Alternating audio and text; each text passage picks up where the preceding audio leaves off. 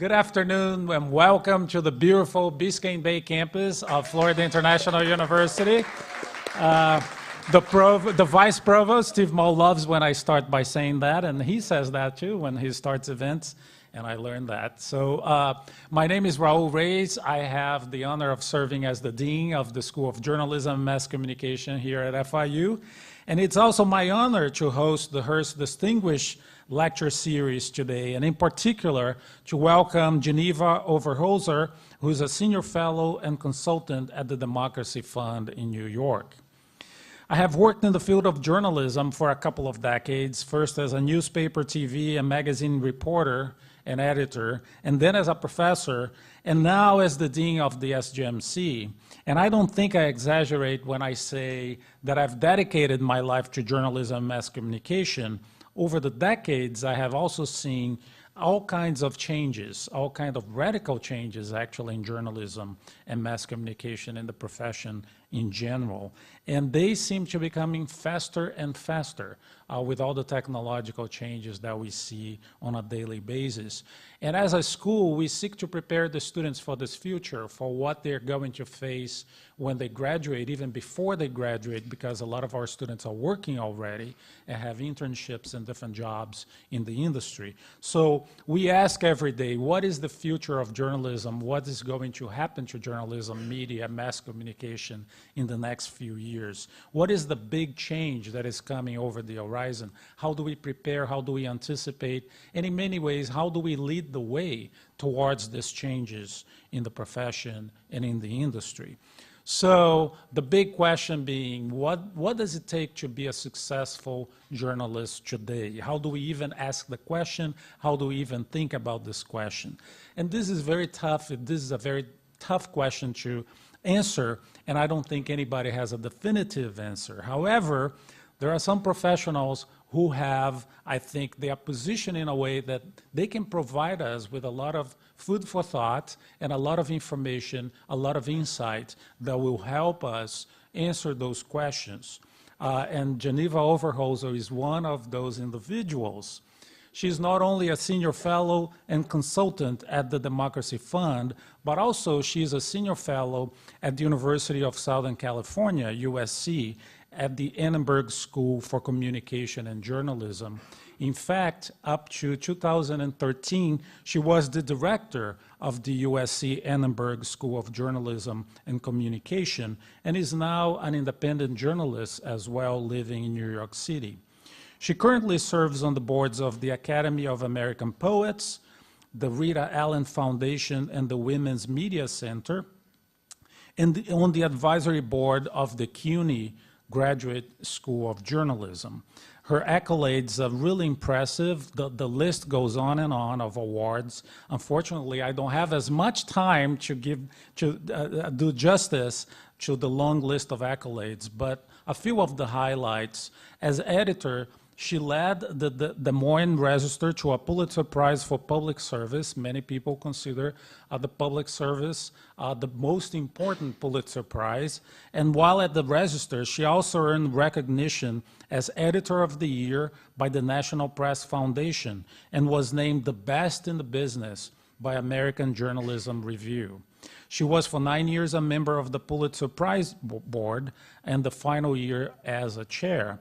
And she held a Nieman Fellowship at Harvard and a congressional fellowship with the American Political Science Institute. Mr. Overholser has a wealth of knowledge, insight, and experience to share with us today, and we are honored to have her speak. Please join me in welcoming her to FIU.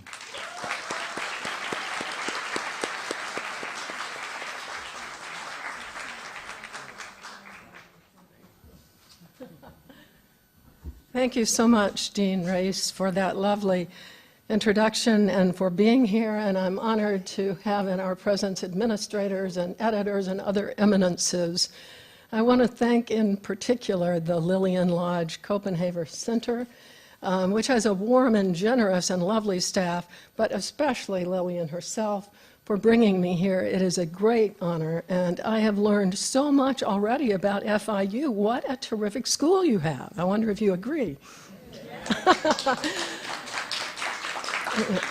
It's so vibrant and it's so forward-looking, and the work I am hearing about is so constructive. So it really is a particular honor for me to be here and learn more about it, and also to be part of your Hearst Distinguished Lecture Series. I hope to present to you today the much-discussed topic of the future of journalism in a very different way. My goal is to sketch out for you a media future that offers real promise to make our world a better place. A media future that could make informing ourselves more compelling, that could engage people in civic life, and nourish our communities. It could make people believe in the possibilities of self-government and cause them to feel hopeful about the future of our democracy. No doubt to many this sounds like a fantasy. The fabric of our society feels pretty badly torn, and our government virtually paralyzed by divisiveness and obstructionism. I believe that it is within our power to have a very different kind of conversation, drawing upon the technological and social media advances available to us today. And I think that the single thing that would make this happy result most likely would be a true democratization of our media, both within traditional institutions and for the public more broadly. A media that looked and sounded like our society, all of our society, would change the conversation. If our journalism, our movies, our television shows, our blogs, even our advertising and public relations, if all of our media looked like America looks, we would have a different civic dialogue. Things that now seem impossible to discuss would gradually become discussable. Divisions that seem unbridgeable would begin, not easily, not quickly, but they would begin to be bridged. So let's begin, while I clear my throat, by taking a moment to see how the media do look today. Now I'm going to go through these pretty quickly, and you won't be able to see all the figures, but all we need is a kind of an overview, right? So here's slide one. This first slide shows female and male bylines. Women, of course, guess, are on the left, and men on the right. So the lighter color to the left. That's in major newspapers across the country, although clearly it should have had the Sun Sentinel. Okay, so number two, it's not because there are no women in the pipeline. Here are the proportions of women, undergraduate and graduate, who are getting bachelor's and master's degrees. Here are female and male bylines in the wire services. Overall, 38% women, 62% men. And truly distressing TV numbers. The top positions are 96% white and 71% men. Does that sound like America? 96% white and 71% men. Lopsided. Here we have movies. This is about speaking roles. 16% of films in 2013 had a balanced cast. And here are internet outlets by gender, men on the left, women on the right of each ring. You'll notice that Huffington Post, the furthest left, has more women than men. Not coincidentally, run by a woman. Here we have diversity in tech companies. Gender is featured in the left slide. And, I guess so the next one is diversity in tech ethnicity. So here we have diversity in tech companies. The U.S. population, I'm so sorry, is at the top of each chart to give you a point of reference, and below that is how women are represented in this case and how people of color are represented in this case. Again, U.S. population at the top. I don't know about you, but this isn't looking very good to me. So finally, the bottom line of women's underrepresentation in media is right here, 62.1%. men. In sharing these figures with you, I want to note the really terrific work on this subject of Judy Van Slyke-Turk, whom many of you know, funded by the Liliane Lodge Kopenhaver Center for the Advancement of Women in Communication. Really a benchmark study that you all are doing across multiple disciplines to provide a broad perspective. And since we all know that understanding a challenge is the most important, first essential to solving it, this is groundbreaking work, and I'm so glad to know about it. Okay, so why do the media look this awful, distorted way? Well, as we all know, it's complicated. Let's address first in regard to the legacy media, the traditional news organizations. And then we'll look at the still emerging Wild West world of technology and social media. Because when I talk about journalism, when I talk about media, I'm talking about both, the old, the new.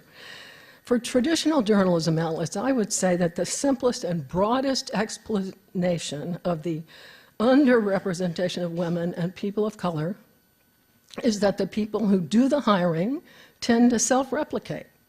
We look out over possible candidates, and somebody reminds me of me when I was a young man. You know, somebody has the same leadership skills that I pride myself on having.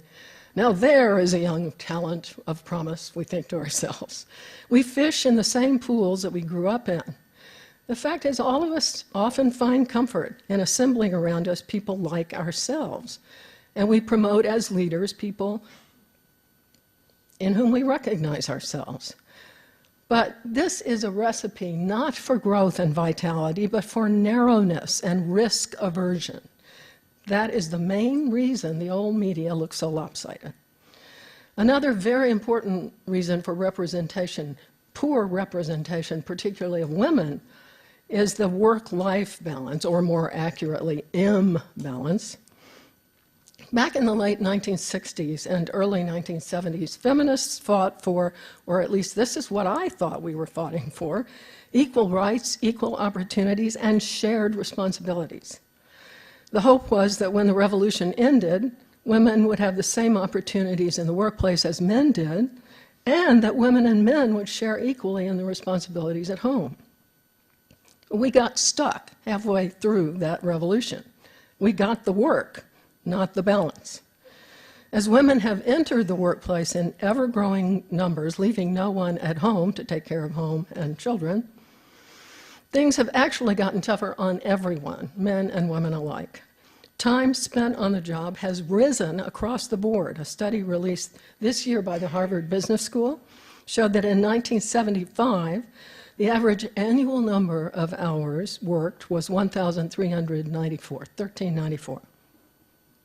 By 2013, it was 1,711.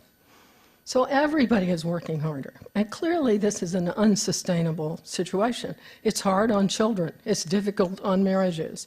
It's a death knell for personal development. And far too often, it is portrayed as a problem caused by women. Now, there's a long history of this, dating back to pre-feminist years. Margaret Sanger, who's sort of the pioneer of birth control in this country, gave an interview to Mike Wallace, who, for some of you, is the father of Chris Wallace, and he was a longtime broadcast guy. And he asked her, Margaret Sanger, could it be that women in the United States have become too independent, that they followed the lead of women like Margaret Sanger by neglecting family life for a career? That was in 1957, and the blame has kept coming ever since. But there is good news on this front. A Pew Research Center study in 2013 showed that about the same number of fathers as mothers reported having a hard time balancing work and family life. Of course. And fathers said even more frequently than mothers that they wished they could spend more time with their kids. And just a couple of weeks ago, a report that appeared on the front page of the New York Times showed that men are increasingly suing employers for failing to accommodate their role as fathers.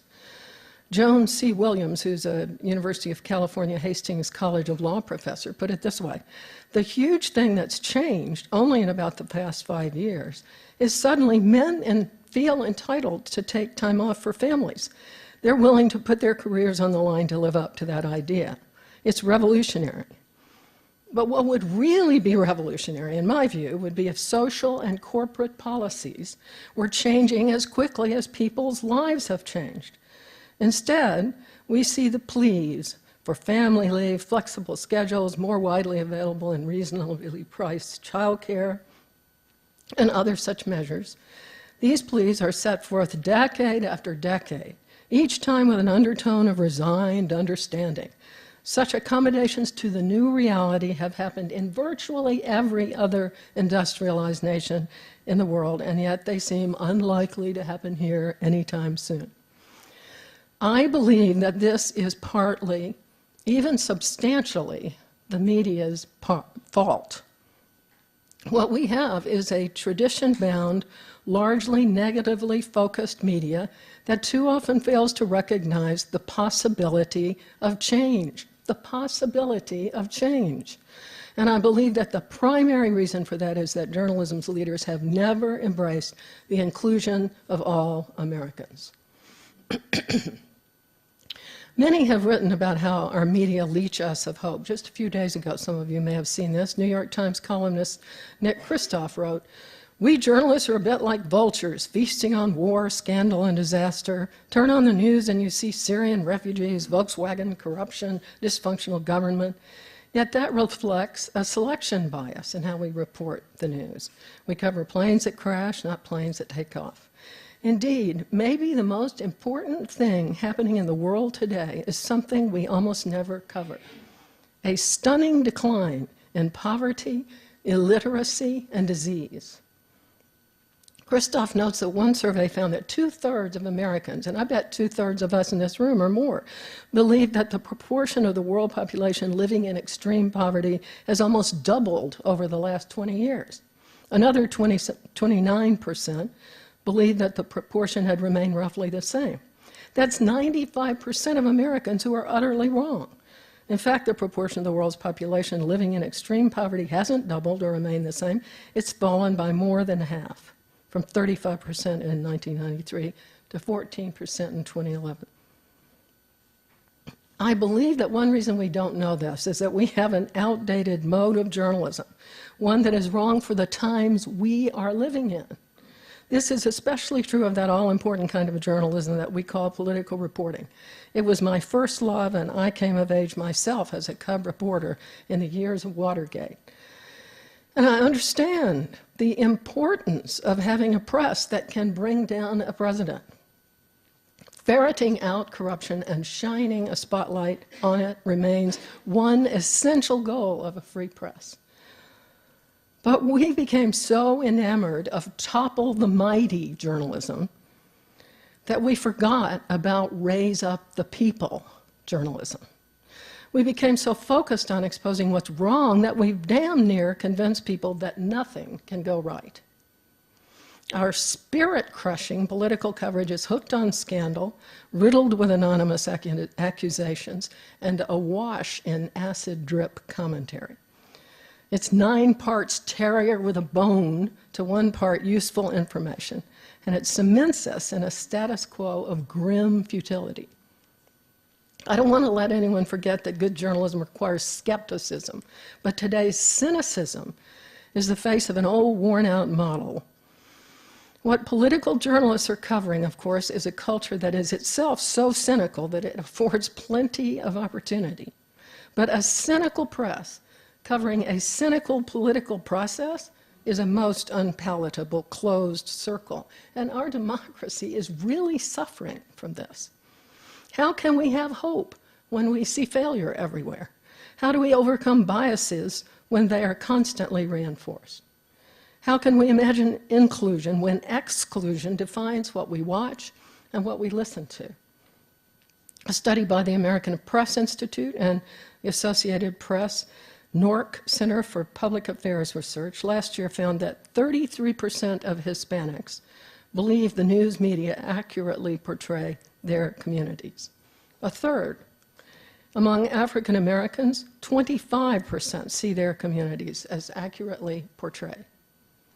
These complaints are not new. Almost 50 years ago, something very important happened in this country as a result of social unrest that convulsed cities across the nation. A body that we call the Kerner Commission, formerly the National Advisory Commission on Civil Disorders, in 1967 wrote, and I want you to listen to this quote written 50 years ago, in many ways more honest about media than most that we hear today. The news media have failed to analyze and report adequately on racial problems in the United States, and as a related matter, to meet the Negro's legitimate expectations in journalism. By and large, news organizations have failed to communicate to both their black and white audiences a sense of the problems America faces and the sources of potential solutions. The media report and write from the standpoint of a white man's world. The ills of the ghetto, the difficulties of life there, the burning sense of grievance are seldom conveyed. The report went on. Slights and indignities are part of the Negro's daily life, and many of them come from what he now calls the white press, a press that repeatedly, if unconsciously, reflects the biases, the paternalism, the indifference of white America.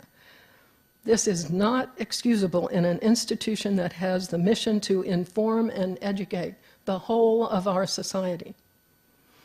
The commission reported that one person they interviewed has this to say: the average black person couldn't give less of a damn about what the media say. The intelligent black person is resentful at what he considers to be a totally false portrayal of what goes on in the ghetto.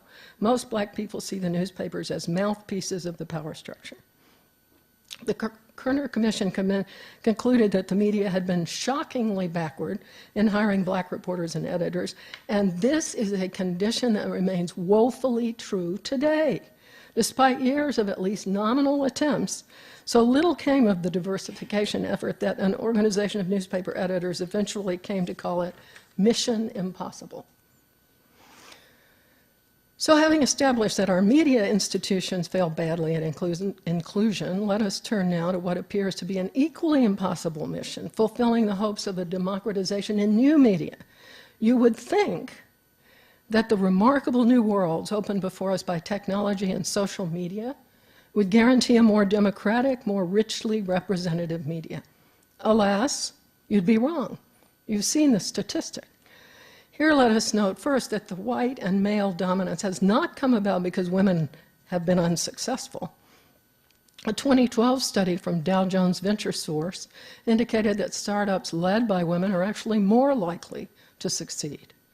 A Strategic Management Journal article concluded that innovative companies with more women in top management showed stronger performance. So how do we explain the statistics we saw? How do we explain that we are replicating the same patterns in this brand new world of wide open opportunities? And not just in terms of leadership at media startups, but more broadly in terms of who is heard on the web. The deeply discouraging truth is that new technologies are giving sexism new opportunities, and not just sexism, but truly abhorrent misogyny. You know, back in their heyday, newspapers were a pretty intimidating force. The average person found it kind of hard to pierce the armor. That's why the great press critic A.J. Liebling said, "Freedom of the press belongs to those who own one." That's why Mark Twain said, "Never pick a fight with people who buy ink by the barrel." Well, now, of course, everyone has freedom of the press, and everyone has an opportunity to pick a fight, and boy, do they pick them. It turns out that when people who haven't had much opportunity to speak before are heard, new truths emerge. And some people very literally hate that, no doubt because they're afraid of the change it represents. So what we're seeing is that these new tools of expression are being turned into new tools of oppression. And women of color particularly, are being hounded out of the public square. This is especially sad given that women have already long been woefully underrepresented in traditional commentary, in op-eds, columns, even letters to the editor. I remember hearing some years ago about a clinic in which women were being taught to write op-eds. "Write about what you know," said the leader. "Oh, I'm not really an expert on anything," the women demurred. The teacher's first thought was, funny, I've never heard a man say that. But the next thought for each of us should be that we are all experts on our own lives, and our experiences are essential if society is to understand its challenges and try to solve them. Women are often held back because they think it's their job to keep things running along smoothly and to keep people happy. They're uncomfortable with the idea that they might cause problems. But we cause problems by not speaking up. It's our families, our children, who are hurt when we don't point out the problems with being stuck halfway through that revolution, with nobody having time to care for one another. These are problems that we are expert in, and our voices must be heard. It is our responsibility to speak out so that society might move forward on these challenges. And this is why it's so deplorable to see women's voices, now given the opportunity to be heard, met online by a small minority of haters. A Lillian Lodge Kopenhaver Center Fellow, Dr. Michelle Ferrier, an Associate Dean at Ohio University Scripps College of Communication, spoke eloquently about this at a recent Online News Association panel. If we stereotype trolls as just misfit teen boys, she said, we fail to address their goal, to silence women and people of color in media. Now, I want to take a little step away from journalism for a moment and go with you into the world of the arts, where so often leadership toward change takes place. Let's begin with a young New Yorker named Lin-Manuel Miranda. This man is a genius. The MacArthur Foundation gave this the official stamp the other day by naming him he got one of their so-called genius grants, but any friend of mine will tell you that I've been calling him a genius ever since I saw his rollicking new play, Hamilton, on Broadway. Miranda wrote the book, the music, the lyrics, and he stars in Hamilton. And here's what the New Yorker review had to say about Hamilton. Rooted in hip-hop, but also encompassing R&B, jazz, pop, Tin Pan Alley, and the choral strains of contemporary Broadway, the show is an achievement of historical and cultural reimagining. In Miranda's telling, the headlong rise of one self-made immigrant becomes the story of America. Hamilton, Alexander Hamilton, the first Treasury Secretary, one of the founding fathers of our country, announces himself in a signature refrain. I ought to ask one of you guys, or one of you girls, to come up here and rap. But this refrain is, hey, yo, I'm just like my country. I'm young, scrappy, and hungry, and I'm not throwing away my shot. And the good news is, after this first song on Broadway, Ron Chernow, who is the very distinguished biographer who wrote the biography on Hamilton, on which inspired Miranda's show, Ron Chernow said, well, he's just about summed up 3 chapters in that rap song. The review continues, it does not seem accidental that Hamilton was created during the tenure of the first African-American president. The musical represents the birth of the nation in an unfamiliar but necessary light, not solely as the work of elite white men, but as the foundational story of all Americans. Thomas Jefferson, James Madison, George Washington are all played by African Americans. Miranda also gives prominent roles to women, which, by the way, I noticed Chernow did not so much in his biography. Miranda portrays the founding fathers not as exalted statesmen, but as orphaned sons, reckless revolutionaries, and sometimes petty rivals, living at a moment of extreme volatility, opportunity, and risk. A moment of extreme volatility, opportunity, and risk.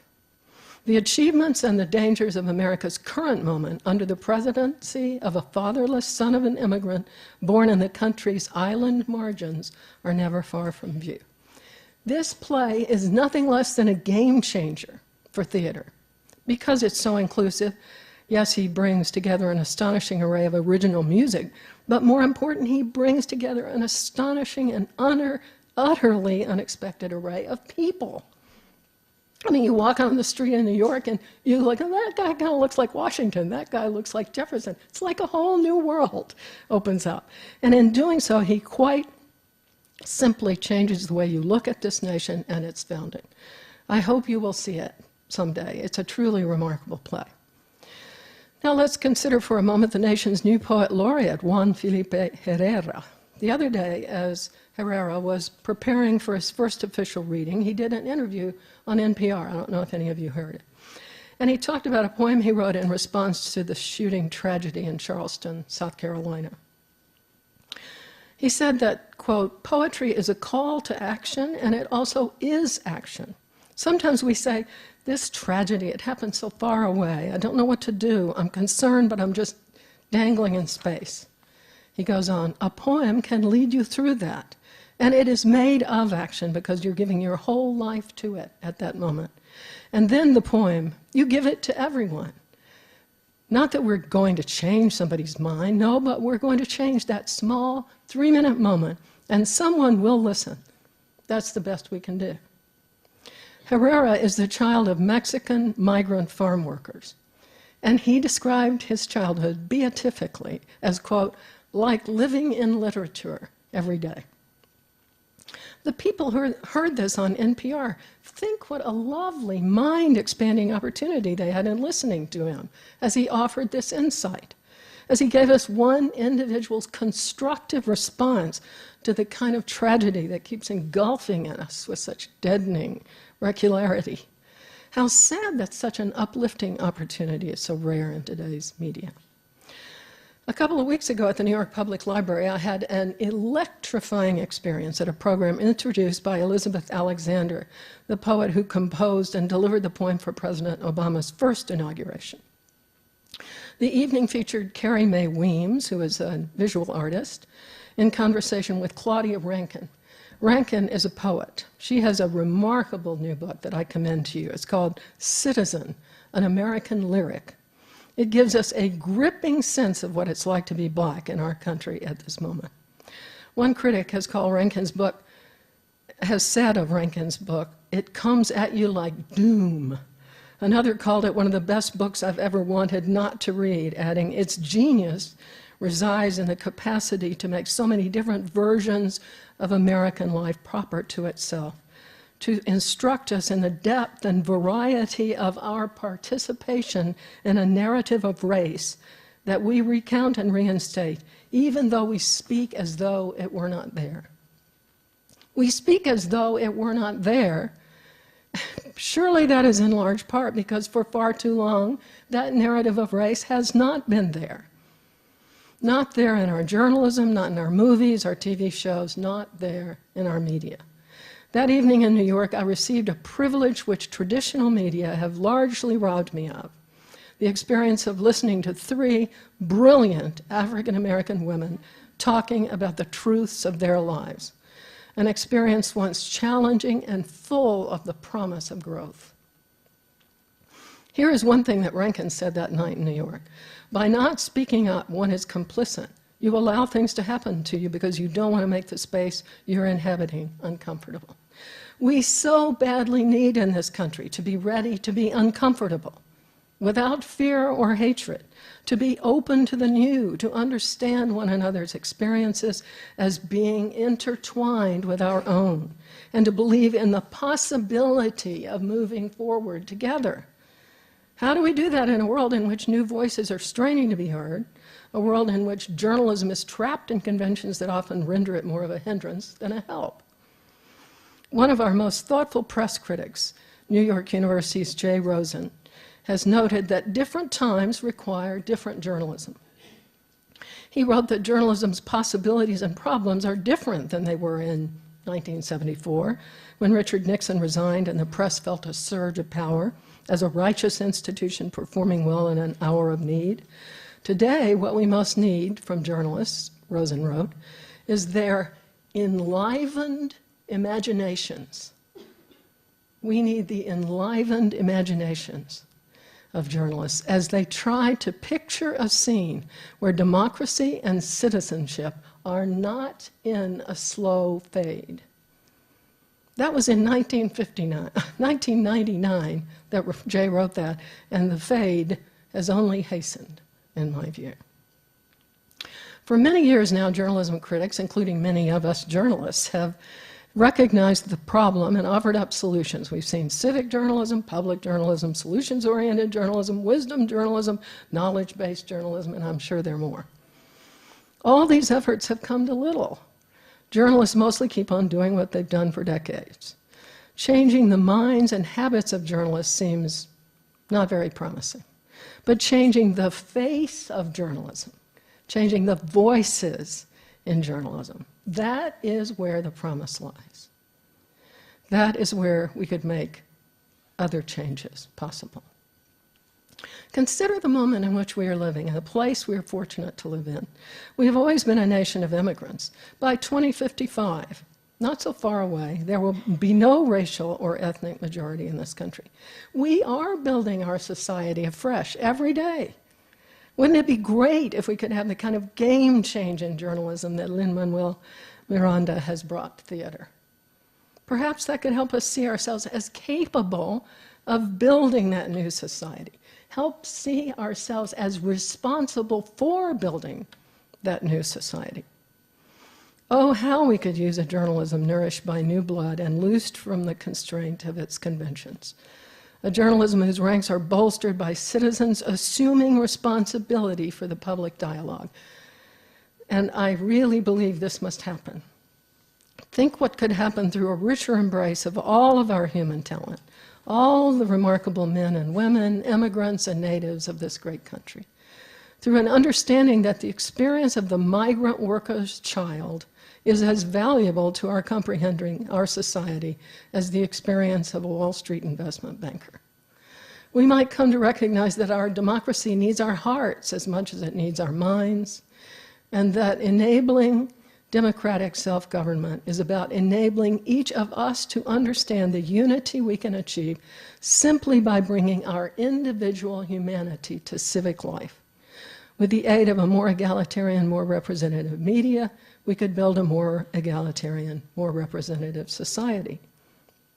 We need a journalism that makes a place for all of our lives.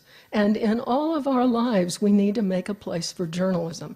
By that, I mean both a place for the consumption, the thoughtful consumption of journalism, being critical about your sources and being willing to pay in order to support it, I might add, and the creation of information in the public interest.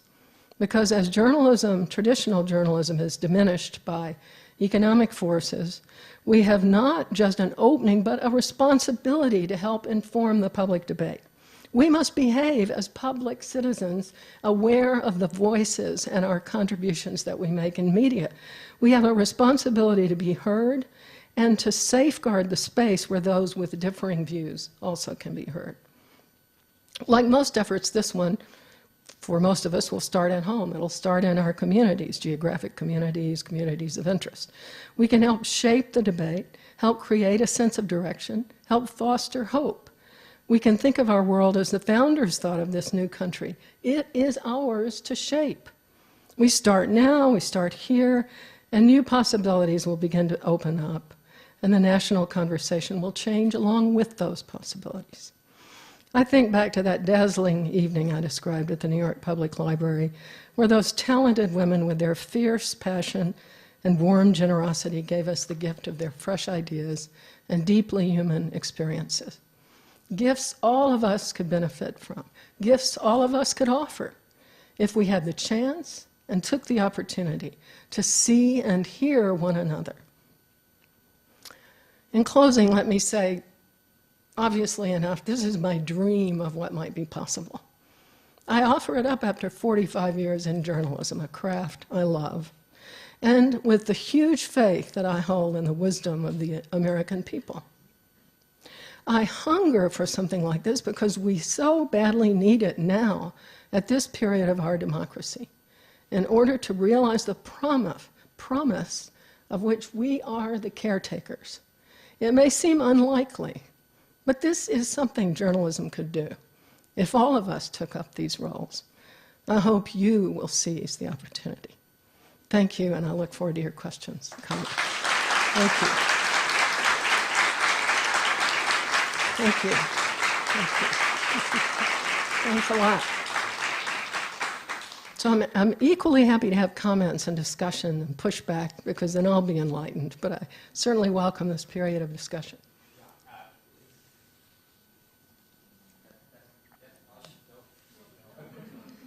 Okay, so I'm Professor Moses Shumo. I'm going to help kind of moderate the Q&A.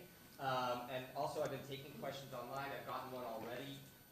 And we're at FIU Hearst, so if you want to tweet something, even if you're here in the room, but you don't feel like speaking up, that's fine. Can we get this on? Because we're going to want our online audience to be able to hear the questions. This mic, can this mic get turned on, please?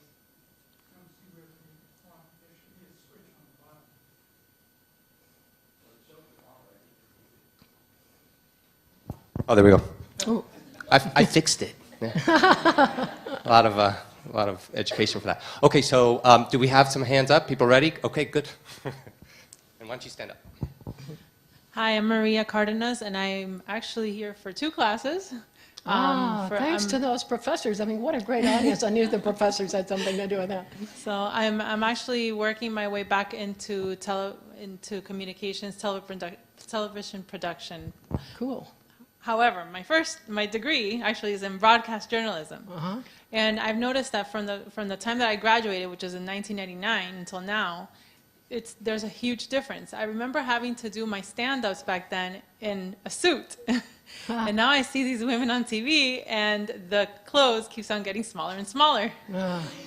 So what do you think about that? What happened? It just seems to me that it happened probably within the last, I don't know, 3-5 years. Well, it's not just on the newscast that the clothes got smaller and smaller, right? I mean, one thing we all know about media is, we like to believe when we're leaders in media that we're leading the world, but we're actually part of the world, and we tend to do what the rest of the world is doing. And, my daughters would say, oh, God, don't ask her that. She's always telling me my blouse is too tight. But the fact is, we as a society have started dressing differently, and it's not shocking that newscasters would. I think, I do believe, and I don't want to sound like some old crone, I don't mind sounding like an old feminist, but not an old crone, that women have so much to offer that I think that dressing in ways that enables us to offer up a lot of ourselves and not just how voluptuous we are, although wanting to be attractive is a perfectly common human trait.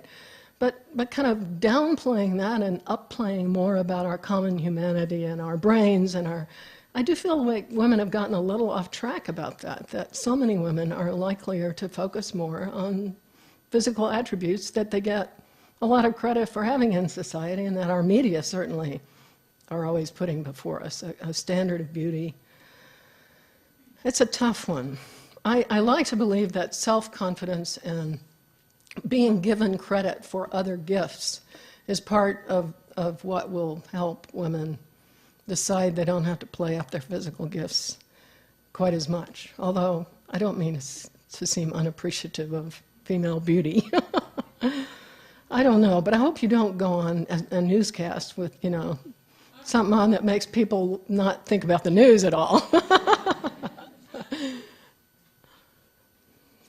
I should have asked you what you think. Do you think that young women, does that make any sense what I'm saying, or what do you think? Yeah.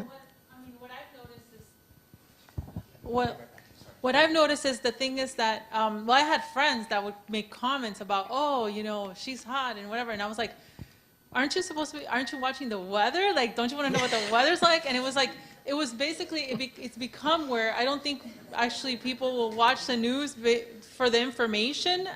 It's more of like, she's really good, attractive. And I've noticed it's gotten, yesterday I was walking out of the house and I had the TV on and I'm like, oh my God, the newscaster or whatever had a mini skirt up to here and a slit up to here. And I was like, okay, how far is it going to go? Wow.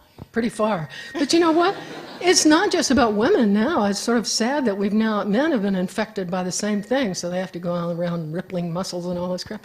But I just saw something really, not that I don't appreciate male beauty, but I just saw something online that was hilarious. Have you seen, Would You Hit on This? I think that's what it's called. It's this funny thing, and it shows a bunch of presidents, like Andrew Jackson. You go through all these founding fathers and all these presidents of the U.S. state, and you're supposed to vote on, would you hit on this? I mean, we live in a funny culture. What can I say? Yeah, if people watch the news, I give them credit, and I don't know. Yes. Hi. Thank you for coming to the FIU Hearst. Thank you for coming to the lecture. Extra credit. Just joking. For whatever reason. First, I had a comment. I commend you as a person of color to speak on the racial differences in media, because you rarely hear the lack of difference in that. You'll always hear about, oh, technology is changing as far as media, but you never hear how it hasn't changed. No. And so I thank you for your point of view on that. Thank you. My question is, piggybacking off that, I want to be a news anchor. I'm in school as broadcast media, and visually speaking, you won't see someone like me on a newscast. So how do I survive in that market? Well, I hope it doesn't have to do with clothing. I'm the last person to ask. I was saying to somebody at lunch, the medium I least enjoy appearing on is television, because even I, at 67, get comments, not that they're positive, about your hair used to look better, So, I mean, for me, it's tough to grapple with this issue, because television does still so value appearance, especially for women. You can see wrinkly old men on TV, but you can't see wrinkly old women on TV without getting all excited about why hasn't she done something. So, and it's certainly, I don't know what the answer to that is. My advice would be to go into print media. I'm sorry, I really don't know. I hate the emphasis on appearance, and I certainly hate on narrow definitions of attractiveness. I guess what I think is, if you could work your way into the station, is this feasible anymore? We have television experts here. If you can work your way into the station and play another role and become known as invaluable and make it clear that you really would like to be an on-air person, could that be the best route? Because then they'll judge you for your talent instead of saying you don't look like a news anchor we've ever had.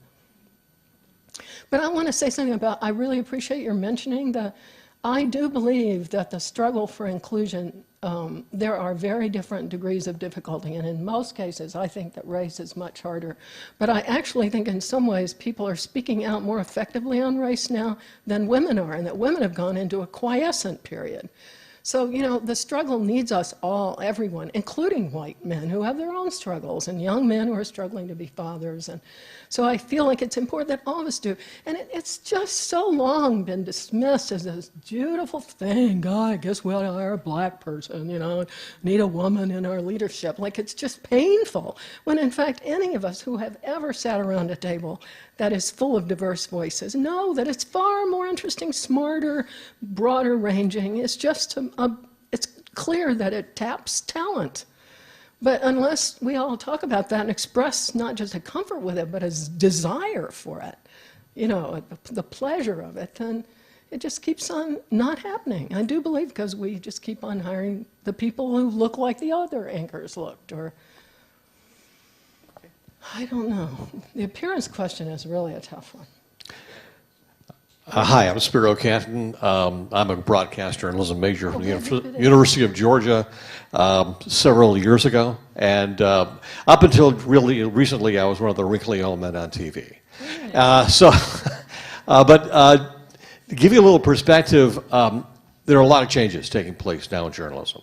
And if you look at the recent Pew research study, it's a 60-40 split for baby boomers watching TV or getting their information from the internet.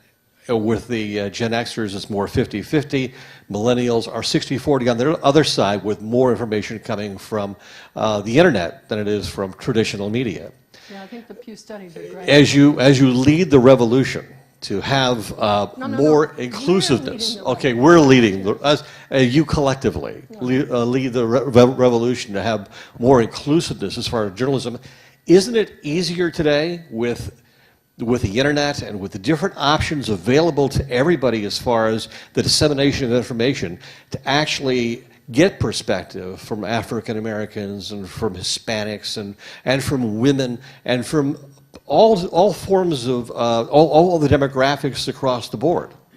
Yeah, I hope I said that I'm talking about two things here. One is legacy media, which do need to be more democratic, to be better, more representative. And I'm talking about the web and all the new forms of social media and technology. Unfortunately, we don't seem to have seen a great deal of progress in making those media more representative. That's part of what my statistics were showing. The internet was there, and people really are hounded out when they come out with messages that make other people uncomfortable. So I think that was the initial dream. We all thought, well, who needs to worry about, white man's old press if nobody's paying attention? I never thought that, but. And so the new media will bring us this great democratic representative world, but it hasn't been. In fact, I mean, if you look at the people who are running news, running information-providing companies out of Silicon Valley, it's way more male than any newsroom has been in 50 years. Way more male. And that makes a difference. These are the guys running the companies. And they would make most of you, the behavior, they're famous for sort of frat, jock, cultures. So, no. I mean, I wish. But in fact, that's why I believe every one of us needs to be sure we are taking on a role as responsible people, especially those of you who care about communication and are aware of the importance and potency of it. Because all of those communities online need our engagement. But no, if that were true, I wouldn't be nearly as worried about it. Except that I don't want old media to decline rapidly, and I want that they are still exceedingly important legacy media. And it's really essential that they become more representative, even as younger people turn elsewhere.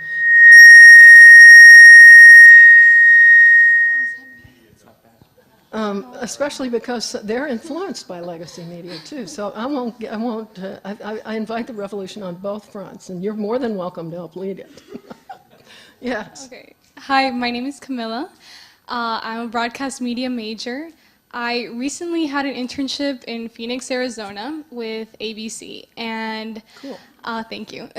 And one of the problems I noticed is that I feel like there's a little bit of discrimination, or maybe a lot, in areas where there are a lot of Hispanic, especially Mexican populations. And there was this reporter who's Hispanic, and she pronounced Spanish phrases in Spanish, and so she was criticized for saying it in the Spanish way. So I wanted to know your opinion on that, especially I'm concerned because I'm a Colombian, and I want to excel in the journalism field in America. So I want your opinion on that, please.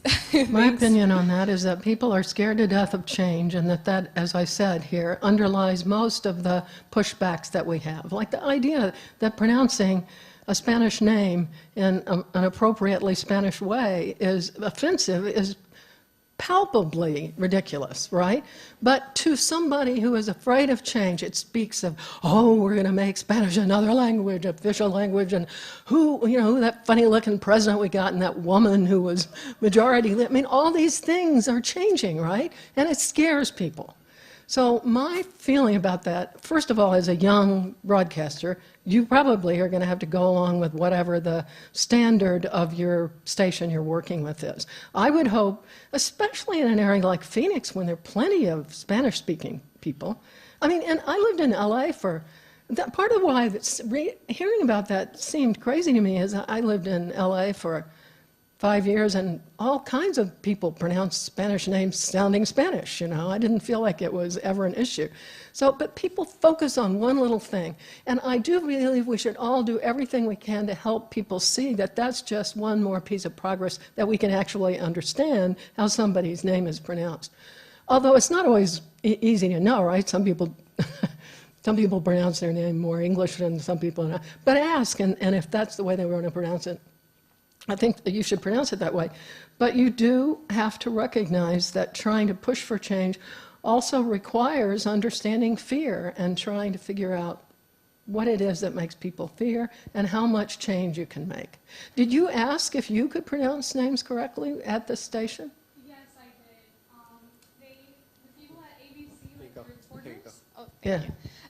The reporters, they told me, pronounce it in Spanish, pronounce it the way it should be pronounced. So when I saw that report, I was surprised because Yeah. ABC told me the contrary. Yeah, so I do think in many ways, I mean, and as my experience too, as plenty of broadcasters do, I think it's an unusual moment. Of course, Arizona has a particular political climate in some ways, so, but I did want to say one more thing about that. I'll think of it. I want to take a question from the Twitterverse, since we did promise Twitterverse. that. And this actually comes from Karen Mitchell, who tweets at Uber Scholar, and I understand you hired her She originally used at the to- Register. A long time ago, actually. She's but- following along. Yeah, that's and great. she writes, and I think she's wanting to push you a little bit here. She says, should legacy media just stop playing the game of trying to diversify newsrooms to match the U.S. population? Interesting. Karen. No, absolutely no. Karen, who is one of the most talented photojournalists I've ever known, has all of her life in the press fought about fought for at least four things: being a woman photojournalist, being an African American in Iowa, and being gay. I mean, imagine. There's no way in the world Karen thinks that we should just give up on the fight. What I think Karen means is it has been so hopeless, why don't we quit pretending? And that I would agree with. We should quit pretending. But I'm pretty sure that well-intentioned editors, for example, are not about to quit. I mean, everybody knows that if you want to cover your community, you need to understand the community and have everybody's experiences reflected. But I share her frustration. I think most of us do. We just made so little progress. And I do believe it's part of why people have gone away from legacy media. You don't see yourself in it, it's not my media. But no, Karen. She's great. She's at Nashville now at the paper there. Yes. Hi, I'm Maria Gill, doing my journalism major and a pre-law certificate. And I believe Wow, that in that's order cool. to incite change, you need to appeal to the people in power because they have the control. And honestly, our grievances and our contributions don't really affect them that much, or at least not yet. So how do you think that we can push inclusion in media to their agenda? Well, I think we are. I mean, I think things like hashtag Black Lives Matter has an impact. I think we're finding tools online that raise a widely felt thing to a high level more quickly than we ever could have 20 years ago. So I think being mindful about how to be part of that really matters. I also think, I mean, it depends, when you say leaders, I couldn't agree more. There are leaders, of course, at many different levels politically and in different organizations. There are a lot of things happening in this country to enable you to act on the kinds of things I've been talking about. If you, there's something called Councilmatic that helps you follow what's going on in your city council in many cities across the country. There's something called See-Click Fix. A lot of this is civic tech. I hope you all are really kind of beginning to grapple with civic tech because I think all kinds of really cool things that are putting power in the hands of people and that will enable you to be seen by leaders. See-Click Fix grew up in New Haven. If somebody wanted to report something pothole or something and couldn't call City Hall. And so he quickly built this thing, which has now gone national, which it's become the main interface between the citizens of New Haven and the government. And the government uses it this way, and not just to be alerted of potholes, but to kind of be, as a real communication tool. So the leadership in New Haven has certainly recognized what a bunch of citizens feel now in a way that it didn't before. There are others of these, like Nextdoor, Front Porch, where you can get involved on your local community level and do that. I mean, you really can get involved and reach leaders. And I think even nationally we reach leaders. I'm really impressed with so many young women who have spoken out about sexual assault, although many of them are beaten up, verbally. These difficult questions we didn't used to discuss are being discussed more. So I think the tools are there. Honestly, I feel like this, the generation of you in your 20s and 30s, the potential is enormous. To me, the greater question is whether you feel three things. A, that change is really possible. B, even more important, that it's your responsibility to bring that change. I mean, you are the ones who can do it. And C, those tools are available. So I think I think they are. I could go on and on about civic tech. I think great things are happening based on technology that enables civic participation. Just great, great things. Hi, and thanks for being here. I'm Neil Reisner. I'm a professor here at SJMC. Glad to meet you. I'm glad to meet you. There's another piece of it that I think we have to consider. One way to bring, and this is something I spend a lot of time teaching on, one way to bring about change is to also teach the people, the whites, the Hispanics, whomever, how to cover communities not like theirs. Mm-hmm. I send students to places that they would never dream they would be. Right. And they come back and they say, wow, they were so nice. Yeah, I know. And that's a piece of it. That's another way of promoting change from within, because the people who learn this ultimately go up the ranks and may have a different view.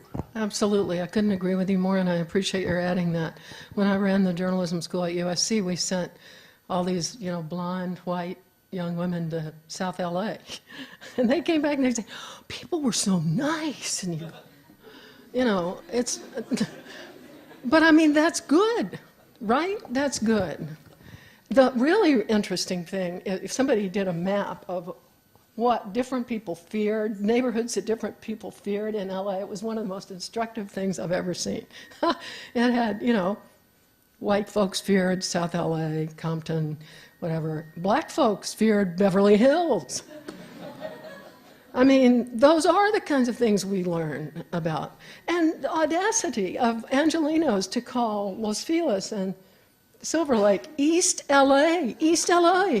East LA is this huge area over here, which is 60% of the city, which is almost all Latino. It's astonishing what we do. It's astonishing. But I mean, when you talk about it, when you get it out there, and when you see one another and you realize, we all are in this together, and people are fundamentally nice. We are stuck on the ways that our country does not work. And it has a lot of ways it doesn't work. I'm not minimizing it. But it's real funny. I think those of us who are children of the 60s, people look at the 60s very differently. But one good thing it did for me, civil rights and women's rights and anti-Vietnam, all these things, I think we got into them so much because we were raised to believe that everything was right about America. In Eisenhower era, it's the best country on earth, shining city on the hill and all this stuff. So then when we came of age and there were, we realized it's certainly not. I mean, we got civil rights and women's rights need to be brought about, and, then we believed in the prospect of change. We believed we could make change. That's what it was about. Now I think it's like the opposite. Everything seems, maybe you all don't feel as negative as I think, but it does feel that society at this moment feels like we can't do anything politically. It's all a bunch of cynics. And so the belief and also the sense of ability, I just feel like those are key. The tools are not the problem. Really. The tools are not the problem. The tools are there. It's mind frame, and I do believe media shape the mind, so much. And that's one of the problems, I think. But I already said that at length. Yes. Hi, Geneva. My name is Christian Portilla. I'm a journalism major, and I'm currently interning at the Miami Herald. Right. And thanks. And I just wanted to know, can you share your thoughts on the responsibility the newsrooms have in equipping themselves with a diverse group of journalists? Well, sure. I mean, I think that it is impossible really to do a good job of covering your community unless you have within your ranks the breadth and range of experiences and identities that your community embraces. I mean, so That means men and women. It means people of color, all colors. It means having people who've grown up poor. I mean, it means bringing around the table people with very different experiences enriches your news report and makes people believe in you as a source of information. And that's true now online. Of course, we can do, I mean, we have this infinite news hole, not that it's, I know it takes work. But to me, it's just clear that you can't really report on something unless, I'm not saying that you cannot, as a Latina, go out and cover a white community. I agree with the professor's point that one of the great things that's happening is that all of us as journalists need to be reporting on other lives. So I'm not saying that, nor that only you should cover this or that community, none of that. But the idea that we would run a newsroom with, 90% of anything in a nation which is made up of everything is just like saying, I'm gonna have a little report here and I'll tell you what I know and I hope you'll accept it as the universal truth. That's just not the universal truth. It's not all embracing. And I mean, you can do it in different ways. You can include voices from the community if you have a little bitty staff. You can't hire everybody, I get that. But you do have to think about, and I think about this, I'm really talking about the national press too. I read the New York Times every day and it's a wonderful newspaper, but I think their political reporting is just soul destroying. And I think that's partly because, no matter whom they put in there, some young woman comes in and still writes the same way because, by God, that's what political reporting sounds like. So you have to not just hire different people, you have to listen to people who might say, well, are we representing this group of people? And just because it's always been done this way, does it still have to be done this way? I think newsrooms are changing. I don't mean, I do understand that newsrooms are changing. And I certainly don't think that they don't still matter because they do. But I ran a newsroom, and I know that in Iowa, I wasn't nearly as successful as I should have been in being sure we had enough people of color. Yes. Hi, my name is Ricardo Delgado. I'm a digital major, but I've also been on the field for over 30-some years. I worked for the Hearst Corporation. I was art director for Buen Hogar, Good Housekeeping in Spanish. My question is this: I mean, I've seen many changes, just like all of us have, and we spoke about the tools that we have available nowadays. But the tools in itself, it seems to me, that are segregating us, and not the tools themselves, but the forces behind the tools. I mean, we're becoming pockets of interest, and the interests that be also are targeting these pockets of interest, and we're not uniting. So what would be your recommendation to get us united again? Well, first of all, I agree with you. I believe that the concern that I want to stress is that I don't see this brave new world. I see the brave new world as replicating the same old patterns that, we aren't being brought together. But these tools are only as good as we are, right? We have to decide that.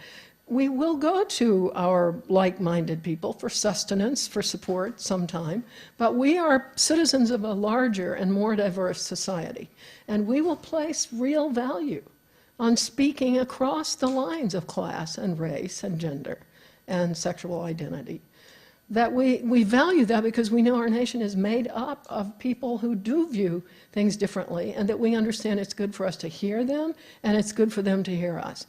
I know it sounds, but it really is an act of will. The tools don't cause us to segregate. The tools enable us to segregate, and the tools enable us to hear one another. And I would argue they are enabling us in many ways to hear one another, but they are surely enabling us to segregate.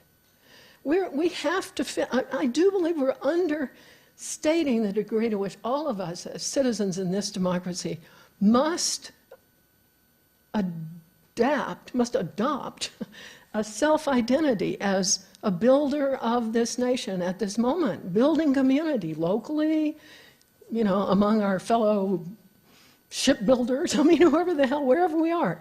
We've got to be builders of community. And it can go viral. That's the good news.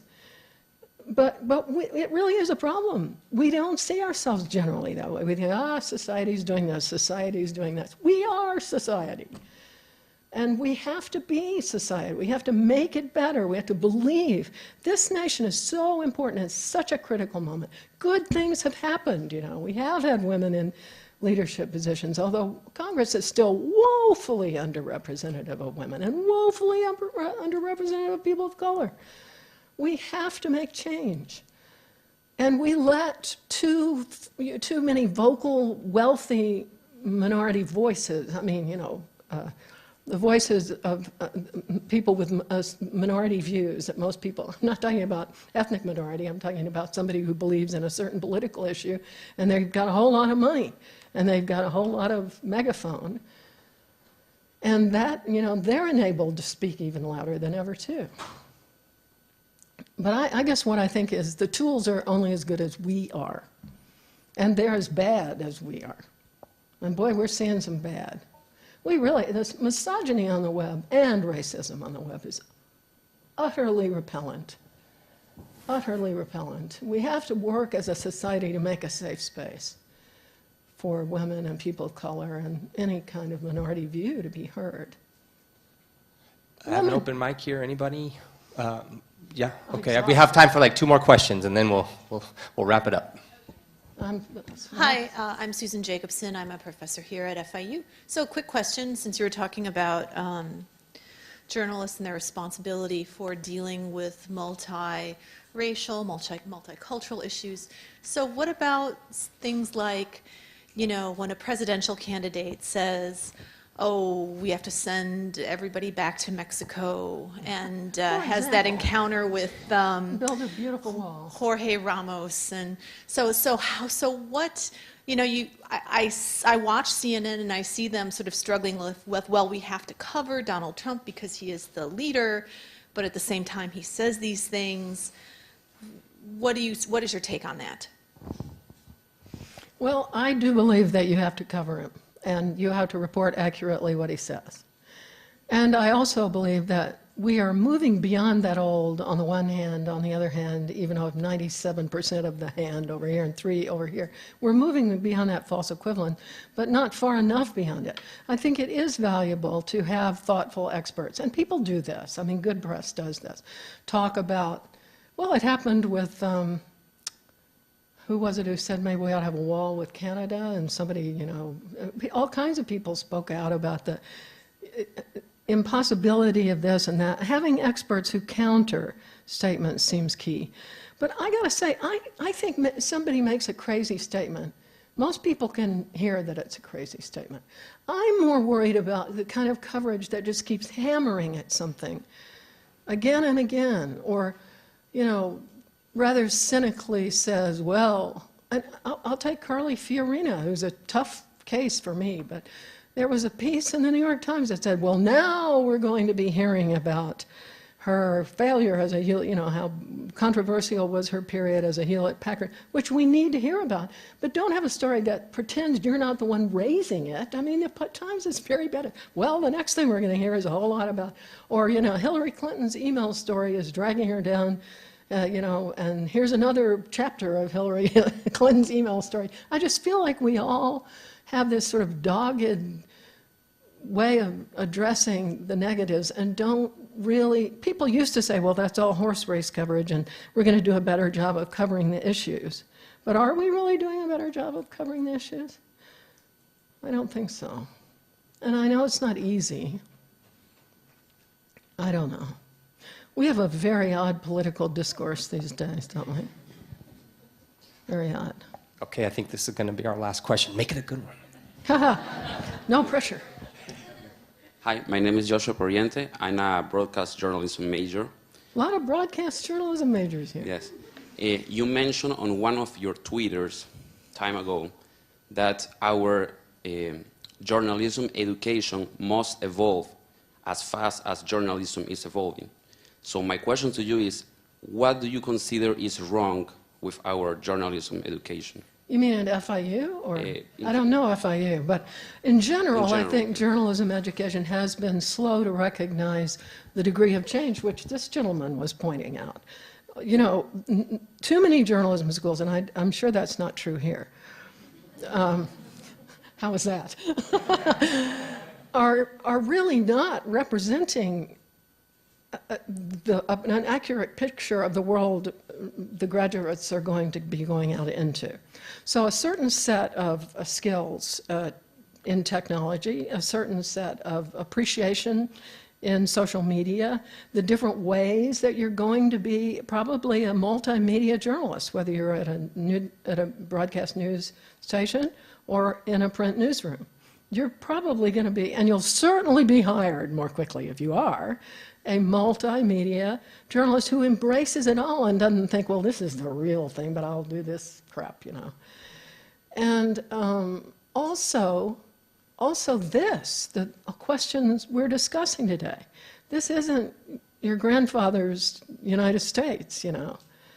It's a very different, hopeful, or in some people's minds, scary nation. So you have a duty to help people understand where we are, you know, and give voice to a lot of different people, which means skills at going out and reporting in neighborhoods you didn't grow up in.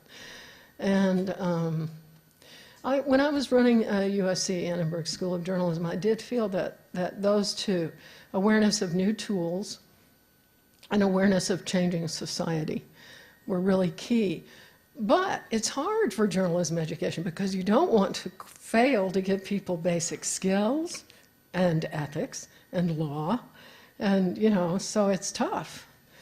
But it's wrong. It's sort of like law schools now are being charged with, my daughter went to law school, and I get this. Law schools are being charged almost with malpractice because they're teaching people how to do the law and then there are no positions available. We can't train a bunch of journalists as if they were just going into the kind of newsrooms that existed, you know, 50 years ago. You need new skills. And I've been on accrediting teams and visited schools that really, there were no people of color on the faculty. There were no real classes in technology. And I just, you know, journalism schools have to change more quickly than that to serve the needs of the students, I think. So I'm actually going to take the last question because I have the microphone. It better be good. So you mentioned that when you were at the Register, you know, you have some regrets of your own about diversifying the newsroom, and you're talking to a pretty diverse crowd here. I don't know if you've noticed. It's one of the most beautiful things about FIU. It's beautiful. And so I'd like to sort of end on like an up note in terms of how these are some folks who are going to go out, try to get into those newsrooms as persons of color, as women. How do they get in there? And then if they end up in a managerial position, what can they do, like based on your experience and maybe things you would have done differently? What can be done to like leave us with some advice, right, on how do we help, you know, individually, how if we're going to go out into that media world, what are some steps that can be taken? Well, I appreciate your asking that, and I must say I think the news is great. I mean, I don't know an editor who isn't enlightened enough to know that his or her newsroom needs to change, or a news director at a television station. I don't know one who isn't. They get that. We get that. Finally, we get it. And you're being trained at a terrific school. So I would be amazed if you will really have a terrible time getting a job. Now, I will say this. Too many people think, well, I'll only work in Miami or New York, you know. Well, forget that. I mean, you can't just work in Miami or New York or LA or maybe Chicago. You may need to go to Podunk for a while. And Podunk needs you. And you might benefit from living in Podunk if you've grown up in a metropolitan area. So be open to location. And don't think, well, only if I am the primary anchor of yada yada, you know. Forget about it. Well, think more about whether the place is going to help you grow. Does it have good editors? Does it have good producers, whatever? What's going to help you grow? So that's number one. I can't imagine that this audience wouldn't have a better shot at good employment than anyone I've seen except CUNY, where which is equally beautifully representative, and USC, which, believe it or not, was approaching this, but not this beautiful. So yes, right, I think you'll get great jobs. And when you get there, I believe that you will change the world, but you have to do it. Despite my reputation for speaking out, I do recognize that you have to do it with some grace and understanding of other people's fears and discomforts and ignorance to a degree. And so you have to, and you're new at the place, you can't revolutionize it the first week. Really, a lot of us think so. I mean, I was a good feminist. I went to my newsroom, at Colorado Springs in 1971. And the first thing I did was go to the cop shop, and I was a general assignment reporter, and the guy said, "You can't look at those pink slips, the crime sheets, because there are rapes in there." And I said, "Well, there are women in those rapes, Anyway, you can't revolutionize everything, but you can be a voice of change. And you pick your battles, and you do it with as much humor as you can, and then go home and kick the dog if you have to. But I don't mean that, I'm sorry. Punch a hole in the wall. I never kicked my dog. What I mean is don't yell at the person. Oh God, PETA is here. I knew I'd say something terrible. Anyway, I think you do want to believe that you are a vessel of change. It's a great opportunity. And please, I do want to say this. Women, you don't have to make everybody happy. You don't have to make everybody happy.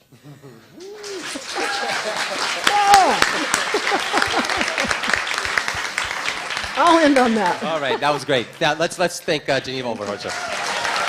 Thank you. Thank you.